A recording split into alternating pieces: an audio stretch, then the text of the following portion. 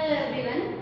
So children, we have to start today next model. Last model है हमारा, क्योंकि बहुत सारे मॉडल्स में कुछ ड्रॉबैक्स आए थे, प्रॉब्लम्स आई थी. ओके, जैसे रदरफोर्ड मॉडल्स में हम लोगों ने देखा था काफी सारे प्रॉब्लम्स थी उसके साथ में भी. Okay, then we have to see our next model and the model is our Bohr's model. We have to see. तो जो बोहर्स मॉडल क्या बोलता है कि किसी भी एटम के सेंटर में एक न्यूक्लियस होता है. ओके, वो न्यूक्लियस में उस एटम का सारा का सारा मास कॉन्सेंट्रेटेड होता है. वो सेंटर काफी हेवी होता है. ओके, और उस न्यूक्लियस के आसपास सर्कुलर पाथ्स होते हैं, और ये जो सर्कुलर पाथ्स होते हैं इसमें इलेक्ट्रॉन रिवॉल्व करते हैं. They are called as a certain selected circular path. They are, and they are also called as orbit. इसको हम लोग ऑर्बिट बोलेंगे. तो यहाँ पर अगर हम लोग देखें तो दिस इज योर न्यूक्लियस, और ये जो है हमारी सारी की सारी ऑर्बिट्स हैं. सर्कुलर पाथ जहाँ पर इलेक्ट्रॉन रिवॉल्व करने वाले हैं. ये जो ऑर्बिट होती हैं, ये ऑर्बिट की कुछ डेफिनेट एनर्जी होती है, फिक्स एनर्जी होती है, इसलिए इनको हम लोग एनर्जी लेवल्स बोल सकते हैं या एनर्जी शेल बोलते हैं. इनको हम लोग डेजिग्नेट कर सकते हैं n=1, n=2, n=3 और n=4 से, या फिर आप इसको डेजिग्नेट कर सकते हो k shell, l shell, m shell और n शेल से. दोनों में से कैसे भी आप इसको डेजिग्नेट कर सकते हो. एनर्जी की बात करें बच्चों, तो यहाँ पर एनर्जी जो रहती है वो न्यूक्लियस से जब हम लोग आगे की तरफ जाते हैं, when we move away from the nucleus, तो एनर्जी बढ़ती है. मतलब कि k शेल की एनर्जी l से कम है, l की m से कम है, m की n से कम है. तो this is the energy order. k shell से n शेल तक हम लोग जाते हैं तो एनर्जी जो है वो इट विल इंक्रीजेस. ओके, अब यहाँ पर क्या रहता है बच्चों कि ये जो ऑर्बिट्स हैं, ये ऑर्बिट्स की जो एनर्जी होती है that is a fixed energy. Okay, and that does not change with time. Time के साथ इन ऑर्बिट की एनर्जी चेंज नहीं हो जाएगी. k शेल की जो एनर्जी है वो k शेल की एनर्जी उतनी की उतनी ही रहती है. इट नेवर चेंज, कभी भी ये चेंज नहीं होती है. ओके, इसका मतलब क्या है कि अगर इलेक्ट्रॉन k शेल में है तो जब तक वो k शेल में रिवॉल्व होता रहेगा, तो क्योंकि k शेल की एनर्जी तो जितनी है उतनी है, इट नेवर चेंज. तो जो इलेक्ट्रॉन है वो इलेक्ट्रॉन अगर k शेल में घूम रहा है तो वो ना तो कोई एनर्जी एब्जॉर्ब कर रहा है, ना ही कोई एनर्जी एमिट कर रहा है. ओके, इसका क्या मतलब है, सपोज करो इलेक्ट्रॉन m शेल में है. m शेल में इलेक्ट्रॉन अगर मूव कर रहा है तो वो इलेक्ट्रॉन जब तक एक पर्टिकुलर ऑर्बिट में मूव करता रहेगा, तब तक ना ही कोई अमाउंट ऑफ एनर्जी वो एक्सीड करता है, लिबरेट करता है, ना ही कोई अमाउंट ऑफ एनर्जी को वो गेन करता है. जैसे कि रदरफोर्ड ने बोला था कि जब इलेक्ट्रॉन मूव करता है तो वो अपनी एनर्जी लूज करता है और एक बार आके वो न्यूक्लियस में डंप हो जाता है. तो वही उसी पॉइंट को बोहर ने यहाँ पर करेक्ट किया है, और करेक्ट करके हमको बताया है कि नहीं, ऐसा नहीं होता है एग्जैक्टली, है ना. यहाँ पर ये ऑर्बिट हमारी फिक्स होती है, इनकी एनर्जी फिक्स होती है. अगर इलेक्ट्रॉन उसी पर्टिकुलर ऑर्बिट में मूव कर रहा है तो वो कोई एनर्जी एमिट नहीं कर रहा है, इवन वो कोई एनर्जी एब्जॉर्ब भी नहीं कर रहा है. तो अगर वो कोई एनर्जी एमिट नहीं कर रहा है, कोई एनर्जी एब्जॉर्ब नहीं कर रहा है, तो रदरफोर्ड का वो जो पॉइंट है ना, जो एटम की इनस्टेबिलिटी को बताता है, वो वाला पॉइंट तो यही के हैं, डिस्कार्ड कर सकते हैं हम लोग उस पॉइंट को. ओके, तो इसी का मतलब क्या है कि ये जो ऑर्बिट्स होती हैं, ये सारी की सारी ऑर्बिट्स होती हैं, they are also called as stationary state और they are called as the allowed energy states, है ना. They are the stationary energy state. Stationary energy state मतलब इनकी एनर्जी फिक्स है, इट नेवर चेंज. ओके, नहीं change होती है वो. ओके, अब only those orbits are permitted in which the angular momentum of electron is a whole number multiple of h upon 2 pi, है ना. क्योंकि आपको आपको पता है कि ये जो इलेक्ट्रॉन होगा ये ऑर्बिट में रिवॉल्व हो रहा है। ओके, तो जो सर्कुलर पाथ में जो चीज रिवॉल्व होती है वहां पर हमारा लीनियर मोमेंटम नहीं लगकर एंगुलर मोमेंटम लगता है। और हम बोल रहे हैं कि जिस ऑर्बिट का एंगुलर मोमेंटम जो है वो या तो h/2π हो या h/2π का होल नंबर मल्टीपल हो, वही ऐसे ही एंगुलर मोमेंटम वाले ऑर्बिट्स जो रहते हैं वही परमिसिबल होते हैं।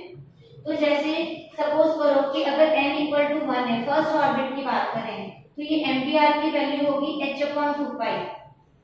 अगर ये n इक्वल टू 2 है तो एम्पियर हो जाएगा, आप nh/2π है, n की जगह 2 रख दीजिए तो 2h/2π, तो ये हो जाना है h/π। अब अगर ये n इक्वल टू 3 है तो एम्पियर हो जाएगा 3h/2π। 4 है तो that will be 4h/2π, cancel करोगे तो 2h/π। और n इक्वल टू 5 है तो mvr/5h/2π।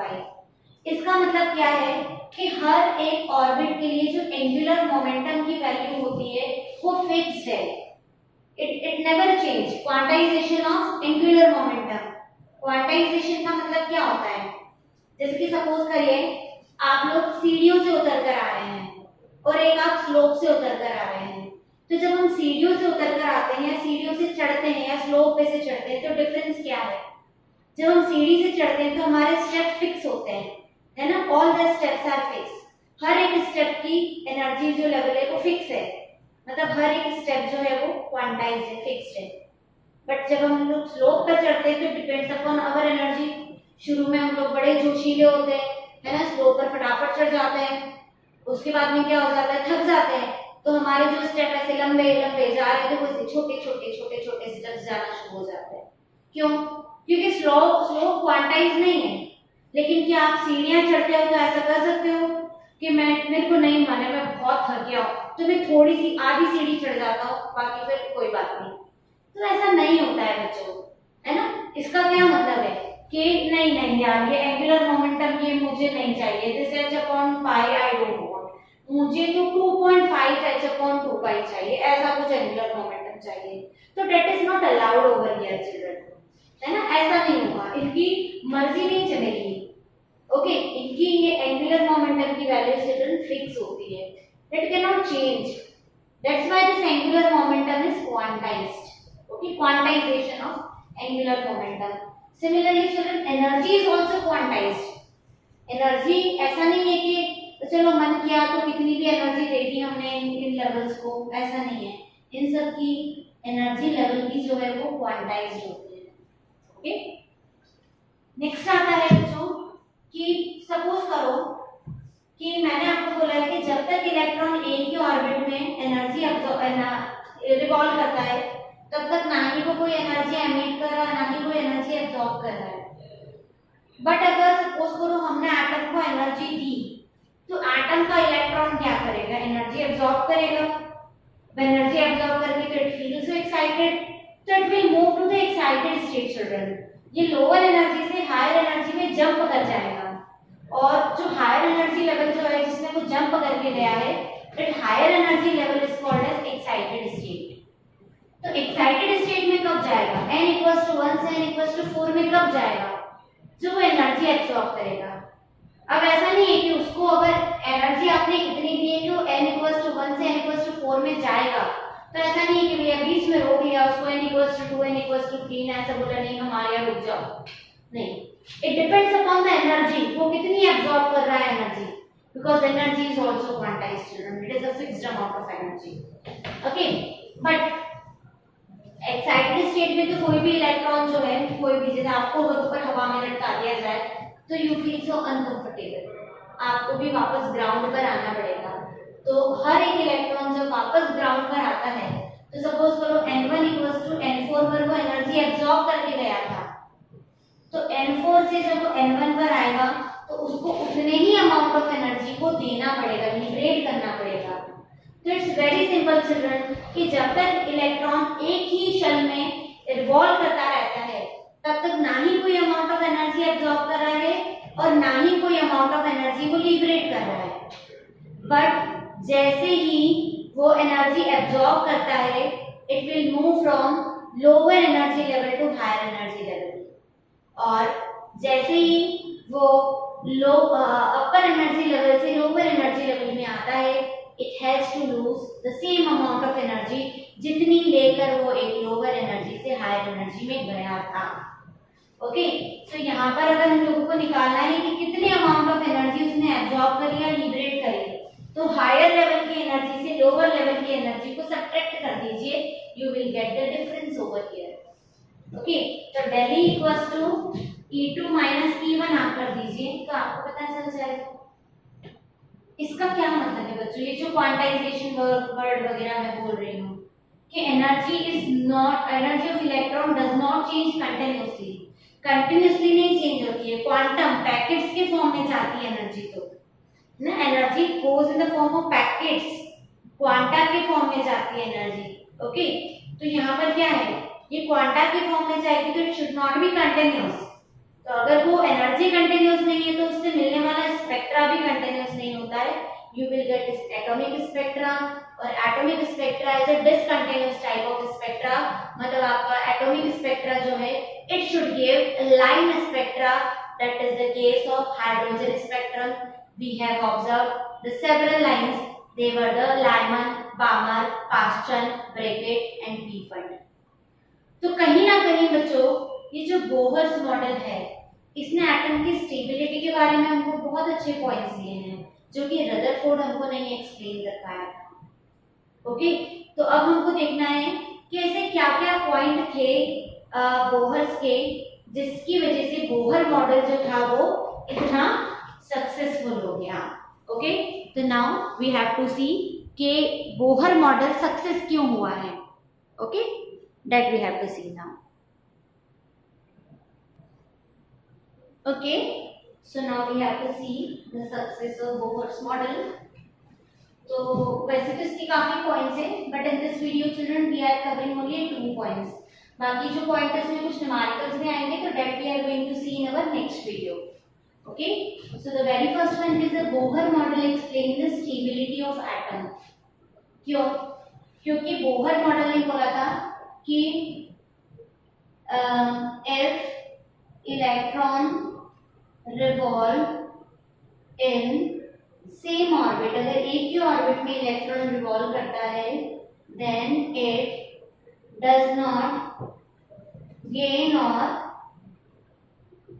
लॉस एनर्जी, तब तक वो एनर्जी ना तो गेन करता है ना ही लॉस करता है। इसका मतलब जो रदरफोर्ड का पॉइंट था कि इलेक्ट्रॉन एनर्जी लूज करेगा और ऐसे घूम घूम के फाइनली ऐसे न्यूक्लियस से ये इलेक्ट्रॉन ऐसे घूम घूम के फाइनली न्यूक्लियस में डंप हो जाएगा। That point was wrong. Okay, it was proved wrong. Second है कि Bohr model of atom explain successfully the atomic spectra of hydrogen atom. इसको समझते हैं हम लोग अच्छे से। If we see children hydrogen, okay, hydrogen का एटॉमिक नंबर होता है 1। ओके, सपोज करो ये जो 1 इलेक्ट्रॉन है, ये 1 इलेक्ट्रॉन क्या करता है, एब्जॉर्ब करता है एनर्जी को। It is going to absorb energy. Okay, energy absorb करेगा, then it will move from ground state. Okay, ground state मतलब n equals to 1 to excited state। excited state में जाएगा n equals to 2 में, है ना। But it is unstable in excited state। excited state में unstable होगा, therefore it has to return to ground state। Okay, वापस ये आएगा हमारे ग्राउंड स्टेट में, that is from n equals to 2 से आएगा ये n इक्वल्स टू 1 में, and has to liberate energy, क्योंकि हायर से लोअर में आया तो लिबरेट एनर्जी यूज करेगा। Okay, and when this energy, ये जो एनर्जी है, when this energy strikes on photographic plate पर अगर ये स्ट्राइक करती है, then it produces line spectra. इसी से हमको क्या मिलेगा, लाइन स्पेक्ट्रा मिलेगा। तो अगर हम बच्चों बात करें उस एनर्जी की, तो वो एनर्जी क्या होगी हमारी एच न्यू, वो एनर्जी हो जाएगी E2 minus E1। That energy will be h nu E2 minus E1, और we can write it as Hc by lambda equals to E2 minus E1, और we can write lambda equals to Hc upon E2 minus E1। Okay, so ये जो है हमारा, यहाँ पर हमको बता रहे हैं कि this H and C Planck's constant है, this velocity of light H and C are constant, ये H और C कांस्टेंट होते हैं बच्चों, ये तो हमको बताइए, है ना। यहाँ पर हम लोग लिख देते हैं H and C are constant. Okay, ये तो हमको बताइए कि ये H और C दोनों कांस्टेंट होते हैं। तो इसका मतलब क्या है कि हर ट्रांजिशन एक लेवल से अनदर लेवल पर जाता है, तो वो डेफिनेट वेवलेंथ की एक डेफिनेट वेवलेंथ प्रोड्यूस करता है ना। सो यहाँ पर आ जाएगा each transition from one level to another produces a light of particular wavelength, एक पर्टिकुलर वेवलेंथ की लाइट प्रोड्यूस करता है। ओके, सिमिलरली बच्चों यहाँ पर और कौन कौन सी लाइट प्रोड्यूस हो सकती थी, it can be lambda equals to Hc E3 minus E2, lambda equals to Hc E4 minus E3, lambda equals to Hc E5 minus E5 minus E4, and lambda equals to Hc E6 minus E5, like that। ये सारी energy produce हो सकती थी, और इसी तरीके से हमको क्या मिल सकती है बच्चों, बहुत सारी डिफरेंट लाइंस हमको मिल सकती है। बच्चों हमने देखी थी लाइमन कामर, कास्टान, ब्रैकेट और पी फंड, ये टोटल 5 लाइंस हम लोगों ने देखी थी। अपार्ट फ्रॉम दैट और एक्स्ट्रा जो लाइंस हमको मिलती है, एक एक्स्ट्रा लाइन और है बच्चों, है ना, that is called as Humphrey series. Okay, that is called as Humphrey series. So हमको क्या देखना है, नेक्स्ट टॉपिक आता है हमारा simultaneous large number of lines in the spectrum। Okay, so देखो बच्चों यहाँ पर क्या है कि when electron jump from a higher energy level N2 to lower energy level N1, then it produces several line, वो बहुत सारी लाइन प्रोड्यूस कर सकता है। जैसे कि हम लोग अगर बात करें कि जैसे सपोज करिए ये N1 की वैल्यू है, ये N2 की वैल्यू है, सपोज करो N1 1 है, 2 है, 3 है, 4 है, 5 है, N2 है 2 3 4 5, it is 3 4 5 6, it is 4 5 6 7, it is 5 6 7 8, it is 6 7 8 9। तो जो ये जो है इससे जो हमको सीरीज मिल रही है दैट इज लाइमन सीरीज जो कि यूवी में आती है। Then come to Balmer series जो कि विजिबल में आती है। Then Paschen series IR, then bracket, it is also IR, and then P fund, and it is also IR series। ये सब हमारे इंफ्रारेड में आती है। ओके, तो जैसे कि मैंने आपको बोला कि आपको कितनी लाइंस मिल सकती है, वो हम कैसे समझेंगे कि सपोज करिए हमारे पास है, ये हो गया हमारा n equals to 1, this is n equals to 2, n equals to 3, n equals to, और मैं थोड़ा ज्यादा ले लेती हूँ क्योंकि इसको बनाना बहुत मुश्किल जाएगा अदरवाइज।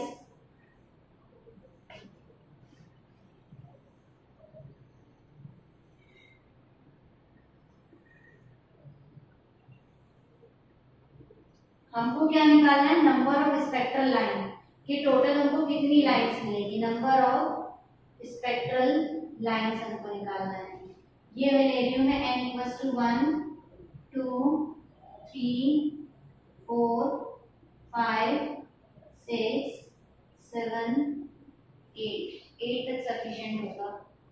अब सपोज करो बच्चों कि हमारा सबसे पहले लेवल 1 है, यहाँ पर अगर 8 से 1 तक आती है तो एक लाइन, मतलब 1 तक आने के तरीके क्या क्या हो गए, है ना। अगर n इक्वल्स टू 1 तक आना है ना, तो वो किस किस मेथड से आ सकती है, तो n जैसे इस तरीके से सारी लाइंस आ सकती है, 7 से 1 तक, 6 से 1 तक, 5 से 1 तक, 4 से, 3 से, 2 से। तो यहाँ पर जो भी सीरीज मिलेगी वो हमको मिलेगी सारी की सारी ये लाइनमैन सीरीज हो गई। क्यों, क्योंकि यहाँ पर हमारा एनर्जी लेवल जो है ग्राउंड स्टेट का वो n इक्वल्स टू 1 है। If we see this n equals to 2, तो देखो बच्चों यहाँ तक, then this and this is called as Balmer series, then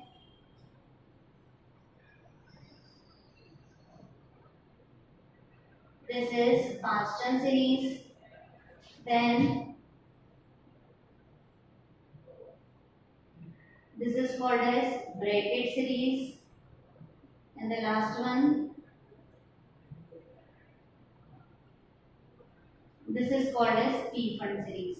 तो अगर ग्राउंड स्टेट हमारी ये सब होती है तो कोई से भी हायर एनर्जी लेवल से लोअर एनर्जी लेवल तक आने का जो ट्रांजिशन होगा, that is called as that is basically all the transition we can say children। Okay, तो ये हम लोगों ने देखा इसका नंबर ऑफ स्पेक्ट्रल लाइन। बच्चों एक और सीरीज हमारी डिस्कवर हुई थी बाद में, 6th सीरीज, जिसको हम लोग बोलते हैं Humphrey series. Okay, Humphrey series, ज्यादा डिटेल नहीं है इस हम्फ्रे सीरीज के बारे में, बस इसके लिए फॉर्मूला लगेगा हमारा nu bar equals to 109677 1/6 square minus 1/n2 square centimetre inverse.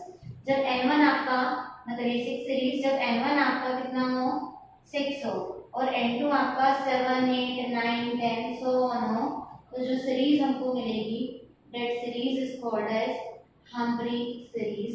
मतलब यहाँ पर अगर देखा जाए तो ये जो ट्रांजिशन हमको मिलेगा, यहाँ से हमको एक और सीरीज मिलती है हम्फ्री सीरीज। हम्फ्री ने इसको डिस्कवर किया था, that's why we call it Humphrey series.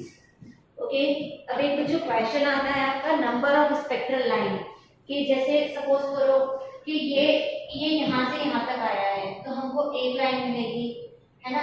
ये यहाँ से यहाँ तक आया है तो हमको एक लाइन मिलेगी। तो बेसिकली अगर दो एनर्जी लेवल, दो डिफरेंट एनर्जी लेवल होते हैं तो हमको टोटल कितनी स्पेक्ट्रल लाइन मिलती है, that we have to see now, कि how many spectral line children we are going to get over here. Okay, so यहाँ पर आ जाएगा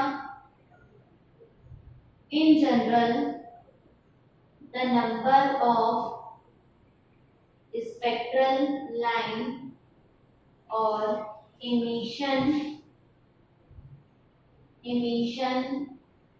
line is given by the formula n2 minus n1 plus 1 divided by 2।